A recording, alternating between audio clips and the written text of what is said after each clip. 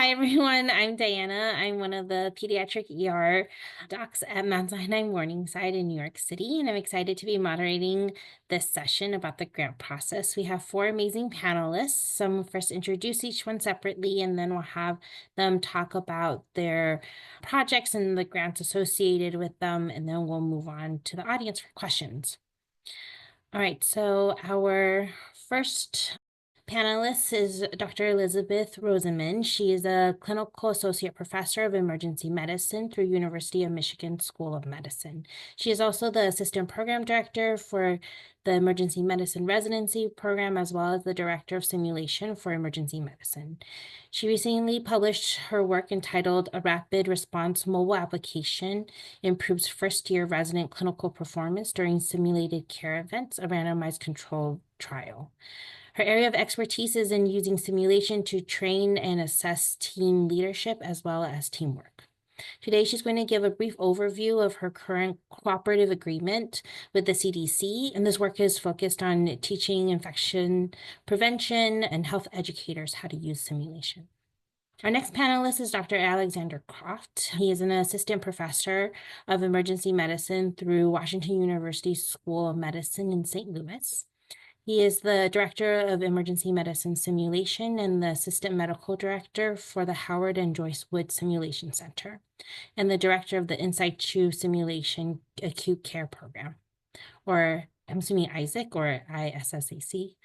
He's very well published, and his area of simulation is in situ simulation, and today he's going to be talking about the ISAC program as well as the HAA Get with the Guidelines grant. And then we also have Dr. Hilary Moss, who is an ER doctor and assistant director of the simulation program and director of the PA and NP education in Montefiore in the Bronx here in New York. And she earned the SAEM Simulation Academy Novice Research Grant for her project entitled Creating a Novel Simulation-Based Palliative Care Curriculum for EM Residents. And here she built and implemented a standardized patient-based simulation curriculum for palliative care, looking at resident attitudes and their knowledge of palliative care before and after her interventions. And so we're really excited to have her. She actually was on this panel 2 years ago, so we're excited to hear about her work again and kind of the progression over time. And then last but not least, we have Dr. Stephanie Stapleton. She is an assistant professor of emergency medicine through BU's School of Medicine. For some reason, I still can't say the school, like how to pronounce BU's med school, even though my brother is literally in this med school and I'm going to be hooding him in like None of us can. It's okay. It's okay. I will learn it. TA Med. Yeah. So she's extremely well published within SIM, and it is also no surprise that she is the chair of SAEM's SIM Academy Research Committee. Her area of interest are in latent safety, threat mitigation, and process improvements. And today she will be talking about the grant guide that SAEM SIM Academy has created, as well as her own experience with grant applications. So yeah, so if each of our panelists can talk about their work and just a little summary about the grant that was associated with it, how you found out about it, like what you had to go through to go for it. I found out about the grant by going to SIM Academy 1 year for SAM. And then I applied for it with one project and didn't get it. And actually learned a whole lot about how to write grants from all the comments that I got in terms of areas where the person reading the grant didn't really understand what I was trying to do, and kind of some feedback on moving forward, how to make my grant better, which I used when I wrote the grant for my palliative care project that I got funded. Things that they don't tell you about grant writing before you start is that it is a lot of time and a lot of frustration and a lot of edits, and you need to be really specific in your details so that someone reading your grant can understand the project that you're trying to do and could replicate it if they wanted to. But also you need to be succinct because they don't want to read a 40-page grant. And essentially the grant that I got was to do simulation with my residents at Montefiore doing palliative care. And it kind of came from a resident came up to me and felt like we weren't really wanted to do like a palliative care simulation, and doing a little bit of research found that there wasn't a whole lot out there. And so I was like, we should do like more than one because we board our patients for 3 days and we're doing all these conversations and all this work already. And we need to be better prepared in terms of how we're managing these patients and doing a better job for them other than just calling palliative.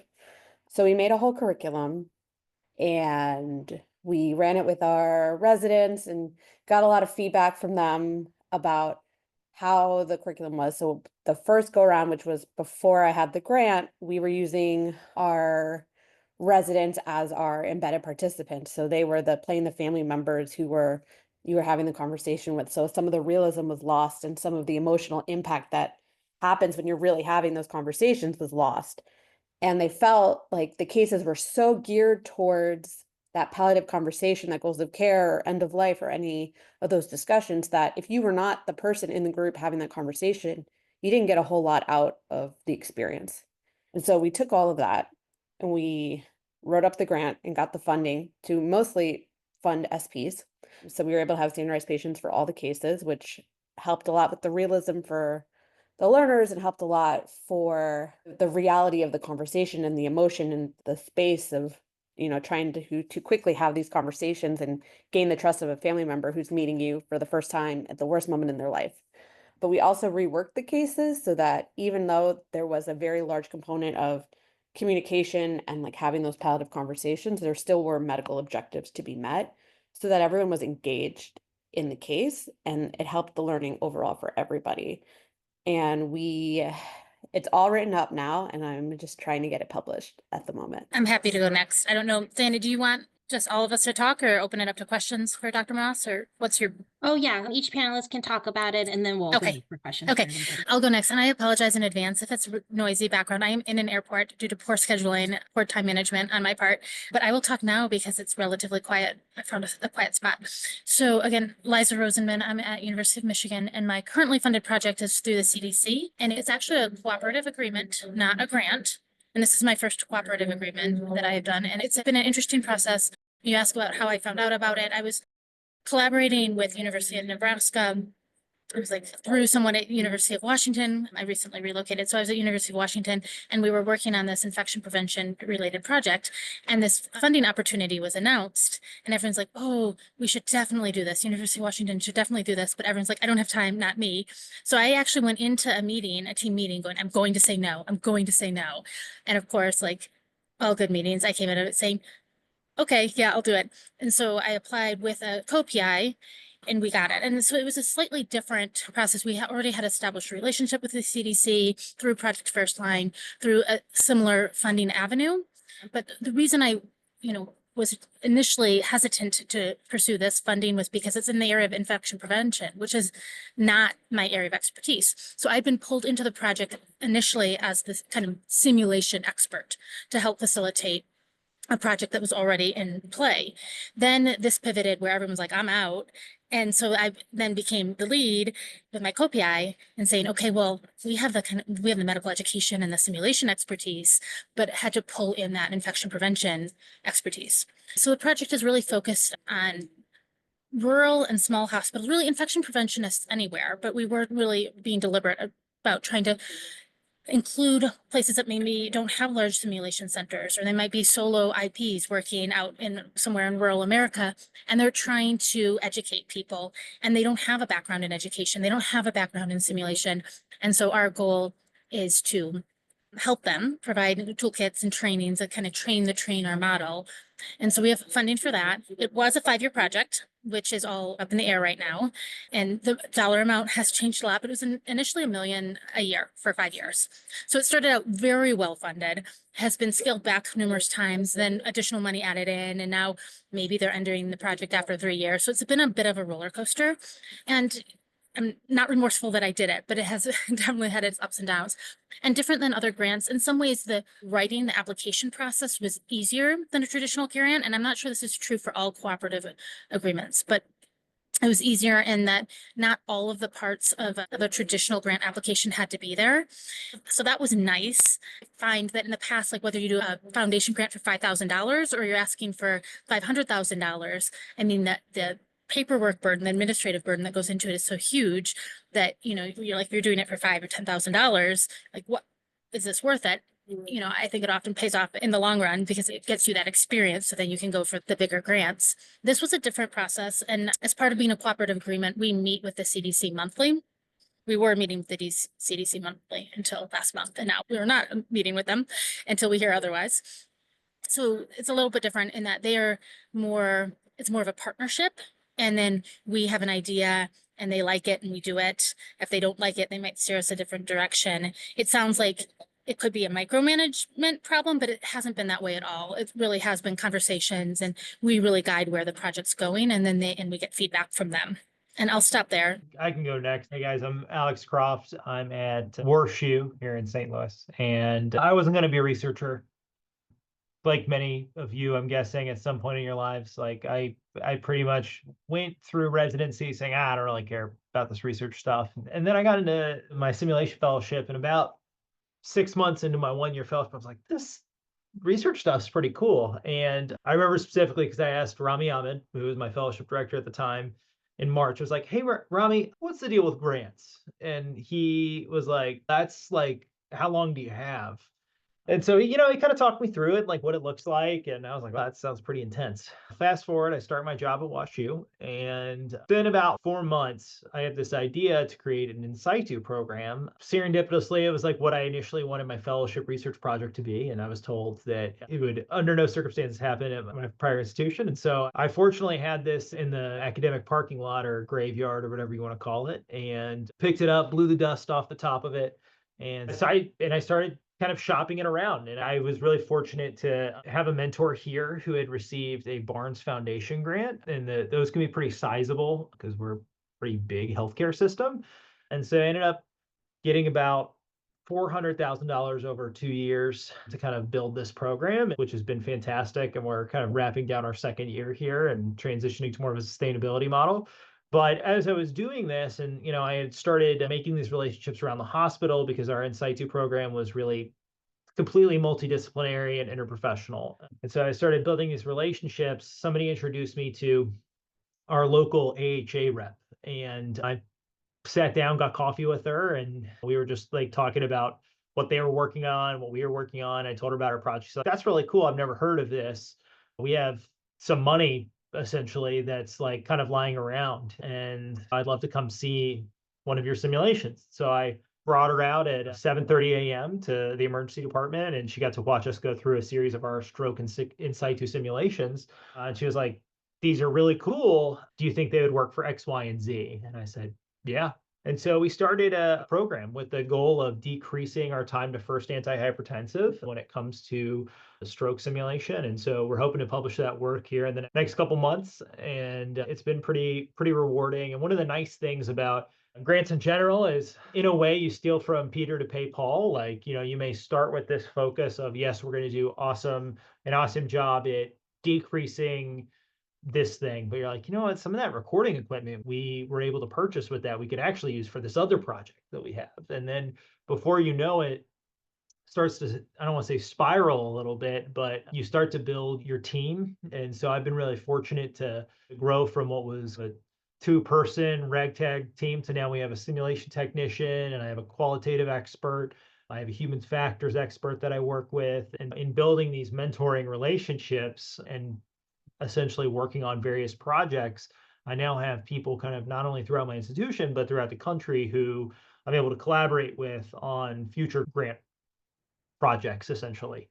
When it comes to grant projects, I agree with Eliza. Collaborative agreements are sick. If you can do one, absolutely do it. They tend to be like truly collaborative. It's in the name. And they tend to be a lot less paperwork. And that was probably the one thing I was not prepared enough when I had that conversation with Rami all those many years ago now, was turns out grant administration is a skill like anything else. I'm sure none of us were good at intubating the first time we did it, but over time you start to build that portfolio and figure out what it means to file a no cost exemption or these other, making a grant report. And so it's a good skill. And one of the things that a lot of my mentors said is it's great to apply for these foundational grants. It's great to apply for these, AHA kind of grants because they prepare you for the next phase, right? Which is working with the government if it's still giving money out, TBD. And, people want to see that you're able to do that grant management piece as well. And that's kind of my story. The accidental researcher, I suppose. That's a great title if you ever write a biography or something like that. So it is awesome to hear about all the successful stories. When Diana asked me if I was interested, I was like, I haven't actually successfully gotten a grant before, so I can speak to some of the failures if you'd like. And she said, actually, that would be helpful. So here I am representing the failure aspect of things, which is not uncommon. But definitely, to what everyone was speaking about, learn a lot on the way. And to me, I really turned it a bit more into, okay, how can I help people with the next steps? Not everyone has to go through this, or at least to make it a little less painful, so to speak. So especially, I think in the early, in contrast to Alex, actually, I've always loved research, no matter what type, whether it's like undergrad in ecology, or honestly, I still love a really good clinical trial and still thinking about that in that way. So I love thinking about the methodology and different techniques and really boiling down your question and high quality research in a variety of ways.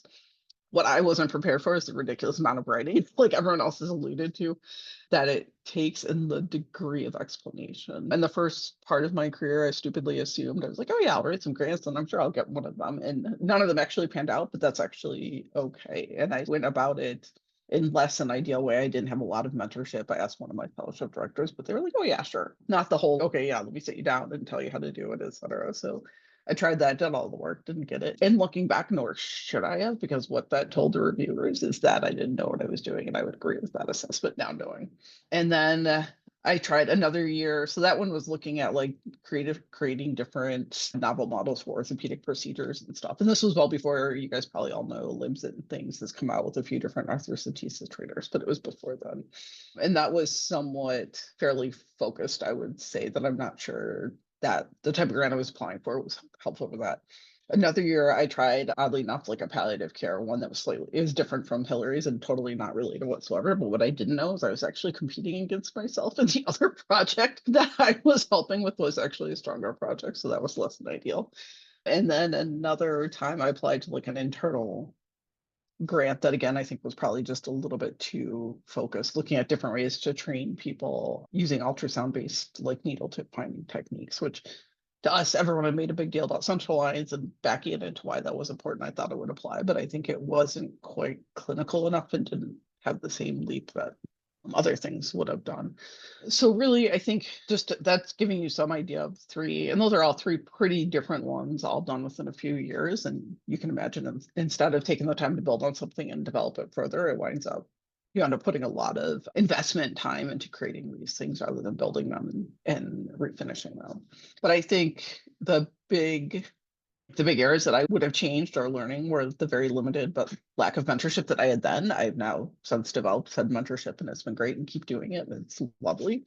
Some of them were just limited time, so I rushed and didn't really have enough time to go back through and make sure it made sense. And then I think a lot of it, and Hillary alluded to this, what I didn't really understand is the audience I was writing out for. You are writing it for an audience that doesn't understand what you do, but has some money and can potentially fund what you do. And what they are looking for is that you actually, all the obvious things that you think are so obvious, you wouldn't even say them. If you're doing something like Hillary's palliative care, like you have access to the residents, you have access to a simulation center, you have access to standardized patients, like very black and white bread and butter type things. I sort of went through this with an eye and thought about all these different barriers and started writing them down, and then compared them with what I'd seen out there, just on different grant guides through SAEM, et cetera. And then approached someone from the SAEM grants committee about, I want to write like a very intro version, not the very detailed one, but what do all these things mean? And what's your timeline that you should think about, things like that, to help me go through it. And then actually Hillary took a look for like, does this make sense? And we finally got it out there on SAEM. I'll put the website in the chat. But that's my experience. And then I will say it can definitely hurt your ego a little bit. And then I realized at some point you have to ask yourself, what do you want to spend your time on? And I realized I can do these small projects that I don't have to get a grant for, but I can do the fun research experimental things I like to do, or I can make the fun, cool, creative things that I like to do. I can trial these on small bases and then work them up and see if they're actually worth developing them more. And so I've sort of taken that angle for me. I want to just add one thing to what Stephanie said about how you have to be really like blunt in the things that you have access to.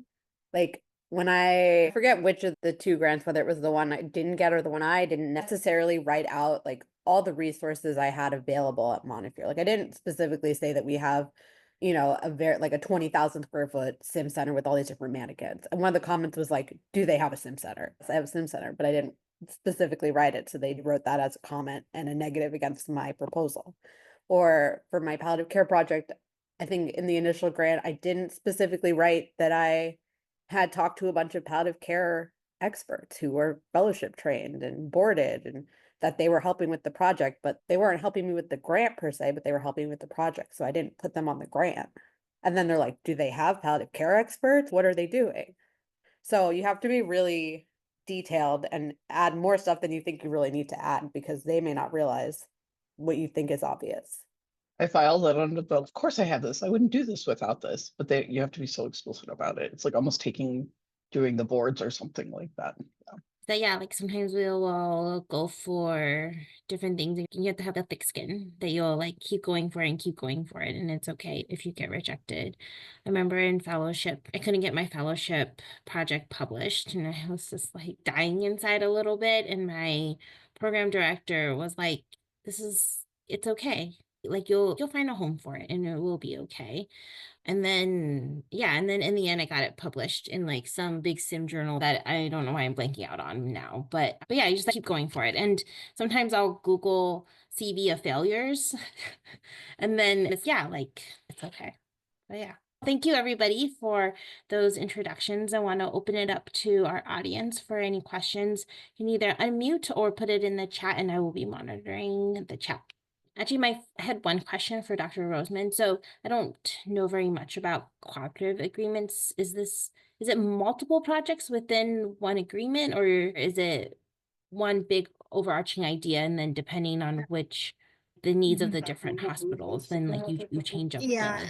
the delivery. So the funding announcement came with various assessment or training issues that you could address, and then you decide which of those you want to address through your project. And depending on how many you addressed and from what domains dictated how much money you were eligible for if they were going to fund you.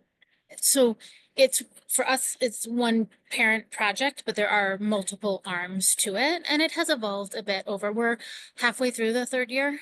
And it's evolved partly because of changes in funding. We got we lost a little bit of funding from them, but got supplemental funding to focus specifically on vaccine education.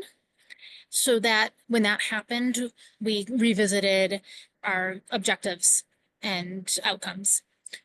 Interestingly, it has a project narrative. It does not have an specific aims page in the way a traditional grant application does. You still have to put the project narrative. There's still plenty of paperwork, don't get me wrong, but just not quite as much. And then it's a little bit more fluid over time, although the reality I found with grant funding in the past as well, there is some fluidity there as well. Where you have your aims, but how you get there, you can change over time. And you have a program officer, or in our case, it's a technical monitor who you talk to when something doesn't work out and you have to change scope a little bit. There's a question in the chat. What is the ideal number of aims and how does this number vary or not with the grant amount being requested? I can tell you, like, if I'm applying for a small grant, you see a lot of grants with like 3 aims, but 3 aims isn't always like it doesn't have to be 3. Like if you have 2 and one's trash and you hate it, don't do it. And if you have 2 and they're really strong, don't feel like you need to add one either. I think it's really important to recognize that you want your aims to be related in scope, right? Like you want to have focus with your project. You don't want people to be like, I'm going to study a fibroblast and capillary refill. And then also, by the way, I'm working on teamwork. Like people are gonna be like, what is this person talking about?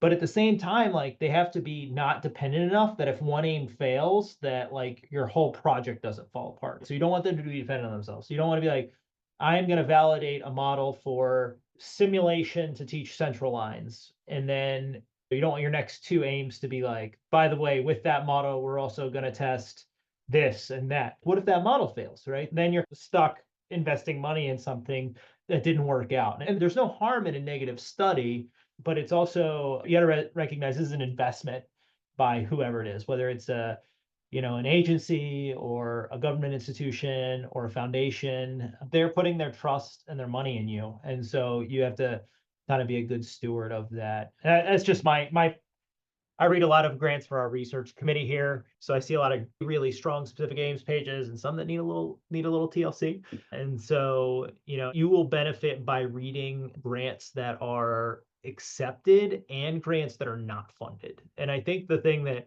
everybody's alluding to here is like nobody's 100%. If you're 100% getting grants, that's incredible. You should be in the Hall of Fame somewhere. Like I would say most like very successful researchers, are probably batting like somewhere between 15 and 25% acceptance rate. And so none of these are failures, right? They're just opportunities to improve it and put it off to the side. And maybe you'll get a chance to blow off the dust and resubmit it, and maybe you'll salvage one aim out of it and use it for something else down the line. So nothing's ever a failure or a waste. It's just when you're putting your aims forward, you really want to make sure that they're strong and related, but not too related. I think you also just want to make sure that what you're putting in your aims is something that longitudinally makes sense in the time period of the grant that you're receiving. So if you're getting a grant that's for a year, that year is going to go by really fast. And so if you have all these, grandiose plans of what you're going to do with your money, you may not be able to get it all done in a year. And if the people reading your grant think that what you're saying is not feasible in the time frame of the money that they're giving you, you're not going to get the grant. So you also have to be mindful of that. I think the other thing I'll bring up for the group, when you're thinking about looking for funding, I think in the world of simulation and medical education, the elephant in the room is that medical education is underfunded, right? And finding money, especially if you want to cover like FTE and a several year project, there aren't a ton of places to do that, primarily with the goal of advancing medical education. So I think you'll find people do it different ways. And I think you've heard a lot of people talk about collaborating with other people. For me, I had phenomenal mentorship that got me onto some projects where I kind of learned the way, but pairing then with team science experts, and then now pairing with infection preventionists and people who specialize in combating misinformation, right? And really building that team outside of just what you're doing. Simulation as a modality. I think, funding patient safety is a place that there's funding that simulation works well. So I've had funding through AHRQ, also the Department of Defense, that was specifically around team leadership and resuscitation team performance, because and these were not ones I got primarily, but took over as site PI or was a co-investigator on. But these are funding agencies that have a strong desire to advance a certain subject area.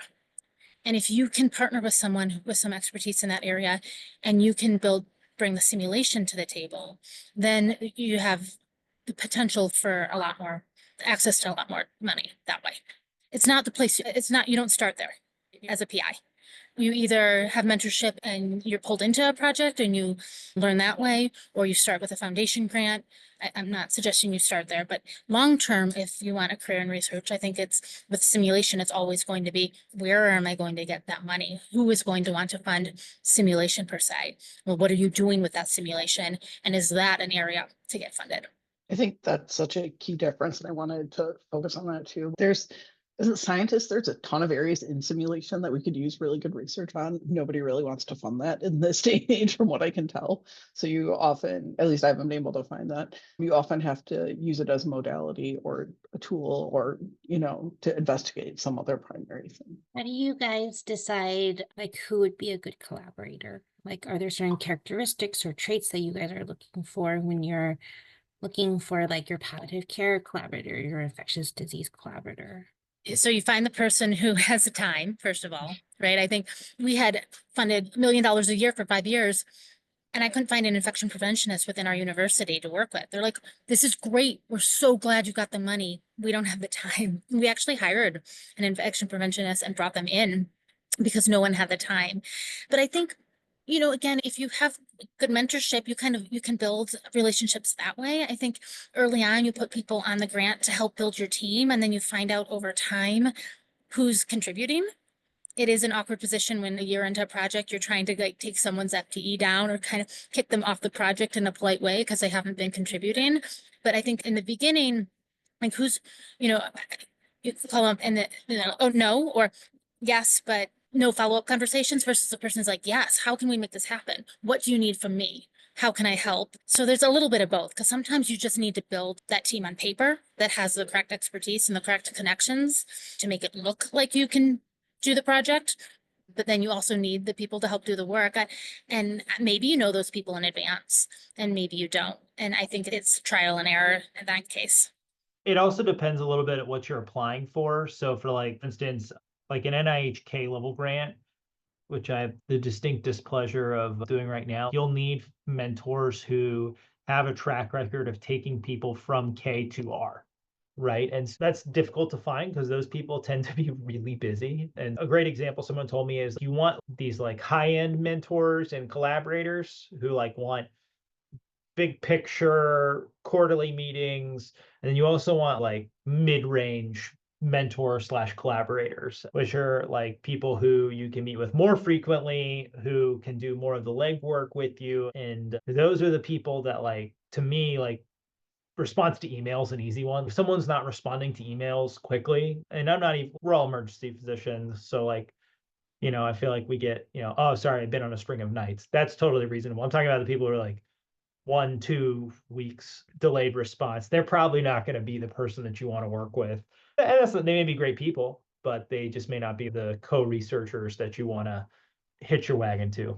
Another question in the chat. What's the consensus on budget? Meet, exceed, or come under the amount offered in the RFA? I already put my cards on the table in the chat. And then there's no reason to come in under. And what I've applied for, there's no flexibility, and I would ask for the max amount, but there's no point in asking over either, from my understanding. I've never tried that.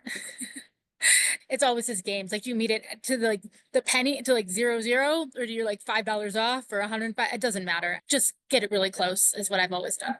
WashU tells us not to go over, and for foundational type stuff, there typically is a number even if they don't post it. And so this is where like knowing your grants officer can be really helpful. Like I have a woman named Kathy here who is in our department and she's fantastic. And one of the best parts about Kathy is she gets coffee regularly with a lot of the local foundation people. And so even if there's not a published number, you can kind of get like, if you go over 900, like $99,000, like 99,999, they're going to have to send it to full committee review versus expedited committee review or something. And so everybody has a number. And I agree with Lisa, like try to get every dime you can, but don't go over. They may not think it's feasible. For the types of grants that people apply for, it sounds like it's best to start small and then go bigger as time goes on and you get more experience and more research under your belt. Do you feel like there is a very natural progression to that going bigger, or is like a big foundational grant about the same as like a society or grant, or like is there rankings to like these type of grants? From the university perspective, right, they count NIH dollars. I've never had NIH funding, but that's like, for whatever reason, that's the winner. Are there rankings otherwise? I don't know. I think from like a department perspective, a cooperative agreement has lower indirects, which is good for me as a PI because I get more of the money, but my department doesn't love it, right? And the university doesn't love it because they get less of that, of the pot of money. Indirects are a huge amount. And I'm sure all our departments are talking about the potential impact of losing the indirects from research dollars. So, I think there's different things that make something more or less valuable to you as an individual or to your department. I think the foundation grants, right? To me, if you start with a very small, it's just so much work, but knowing that it's going to hopefully pay off in the long run, and you're going to figure out, do you enjoy that process or not? Because the second one is hopefully going to be easier because you're not going to, your bio sketches and you have all these templates for all these things. So yeah, you start small and get bigger, like there are within the different awards that are valued more than others, but in the research community, I don't think that should guide your individual decision on what you want to pursue. Unless you're if you're a physician scientist, if that is it, a career researcher, you might be in a track in your institution that becomes a factor in promotion. So that's a different story. I think a lot of it really depends on what's your goal and what's your environment. Do you have a bit of a slush fund that you can trial things and see how you like, and then use it as like a mini award to then build things on? Now I'm gonna like pat us on the back, but that's part of the reason Alex and I started the Just in Time Awards. You could get a little something to say you get an award, to get a little money, to then go for the next thing and go for the next thing and go for the next thing, and to have a lower bar for entry in that way and really have a chance to think through your project. But I feel like, I'm thinking this a little more like NH has a very structured, well, had, who knows what, but, had a very structured path, and you could kind of get to know people within it and search, for people with similar projects and things like that for mentorship. But then thinking too, all these different grants and foundations, and a lot of that really depends on how interconnected your university and your medical center is. It sounds like Alex's Kathy is like amazing and knows all the deals. I have someone who knows some things, but nothing like that. It's highly variable, and different states are going to have different fundings, and who's actually making you aware of what's going on and in the time frame. And will your department actually give you the point whatever FTE to do it, or are they just going to take the money and say no? I feel like there's all these other considerations in there. I think also some of the grants will, some of them specifically say like for novice researchers and things like that. And so when they're looking at your bio sketch and they're looking at your information, they're not taking it as strongly that you maybe don't have as much of a research background. But if you're trying to go for a bigger grant and your bio sketch is pretty bare or you're pretty novice, that counts against you and it makes it a lot harder to get that grant. And so while that grant may be perfect for the project that you're trying to do, it just makes it that much more challenging to get it if you don't already have a track record. Does everybody know how grants are scored federally? Because that might actually like be a helpful. Hillary kind of this is changing somewhat, but significance of grant, investigator, innovation, approach, and environment. And yeah, Mike, I think it was supposed to change, and then I actually just checked to see if the website was updated, and I think it's one of the casualties of we're not updating any federal websites right now. But yeah, so essentially, historically anyway, they used to score you and they used to score your environment. And I think that's a way that they vet, like, this is a place that actually supports research or not. And it makes sense, right? Like if you're an institution that like runs lean and gets those indirects and they're like, sorry, we got to use these indirects to pay for a new CT scanner, like that's just patient care comes first. And I think we all probably agree on that, but we could have a whole conversation about the funding and how that goes, but point taken. Yeah. It's out of your control.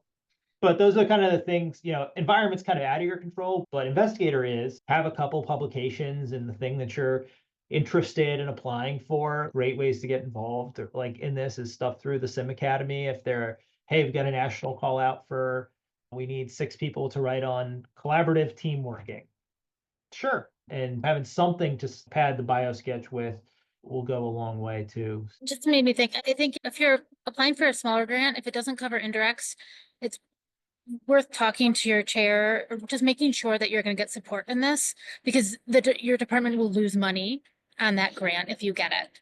Most academic institutions, yes, we want you to be doing this, but it is worth having that conversation so you just don't get into a situation where you're not supported by your department because you are actually costing money. Beth, do you want to talk a little bit about the just in case grants? Just in case people don't know about them. Oh yeah, the Just in Time Award. So this was our first year we just started this. This is some monies given out by the SIM Academy from our pooled monies for early investigators who just need like a few $100 to get something started. And part of that was we wanted them, so they had to be within a certain amount of time.